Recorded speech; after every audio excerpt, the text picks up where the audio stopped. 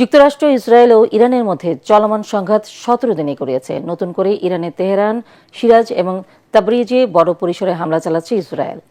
যুদ্ধ আরও বেশ কয়েক সপ্তাহ স্থায়ী হতে পারে বলে জানিয়েছে ইসরায়েল। থেমে নেই ইরানও। যুক্তরাষ্ট্র এবং ইসরায়েলের বিভিন্ন স্থাপনা লক্ষ্য করে শক্তিশালী হাইপারসনিক ক্ষেপণাস্ত্র ছুড়েছে তেহরান।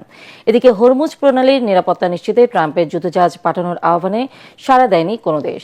আশিকুর রহমান জানাচ্ছেন বিস্তারিত।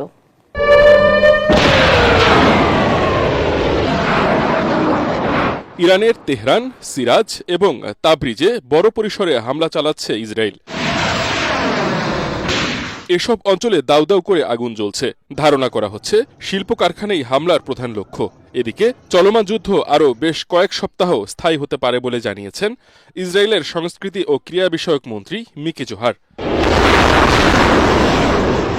অন্যদিকে যুক্তরাষ্ট্র ও ইসরায়েলের বিভিন্ন স্থাপনা লক্ষ্য করে প্রথমবারের মতো হাইপারসোনিক সেজিল-2 ক্ষেপণাস্ত্র ছুড়েছে ইরানের প্রতিরক্ষা বাহিনী। নৃত্যরত ক্ষেপণাস্ত্র নামে পরিচিতি পাওয়া সেজিল ক্ষেপণাস্ত্র শব্দের চেয়ে 13 গুণ বেশি গতিসম্পন্ন। স্থানীয় সময় রোববার প্রথমবারের মতো এই ক্ষেপণাস্ত্র ছোড়া হয়েছে বলে এক প্রতিবেদনে নিশ্চিত করেছে ইরানের সরকারি টেলিভিশন চ্যানেল প্রেস টিভি। এটি ইরানের নিজস্ব প্রযুক্তিতে তৈরি করা একটি শক্তিশালী মাঝারি পাল্লার ক্ষেপণাস্ত্র, যা সর্বোচ্চ 2000 কিলোমিটার দূরের লক্ষ্যবস্তুতে আঘাত হানতে সক্ষম। এদিকে হরমুজ প্রণালীর নিরাপত্তা নিশ্চিতে ট্রাম্পের যুদ্ধজাহাজ পাঠানোর আহ্বানে সাড়া দেয়নি কোনো দেশ।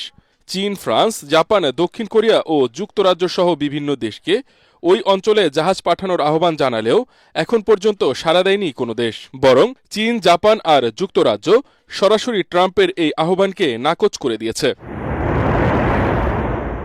তবে হরমুজ প্রণালী সচল করতে মিত্র দেশগুলো এগিয়ে না এলে ন্যাটোর ভবিষ্যৎ খুব খারাপ হবে বলে হুঁশিয়ারি দিয়েছেন মার্কিন প্রেসিডেন্ট ডোনাল্ড ট্রাম্প। ব্রিটিশ সংবাদ মাধ্যম দ্য ফাইন্যান্সিয়াল টাইমসকে দেওয়া এক সাক্ষাৎকারে তিনি এই কড়া বার্তা দেন।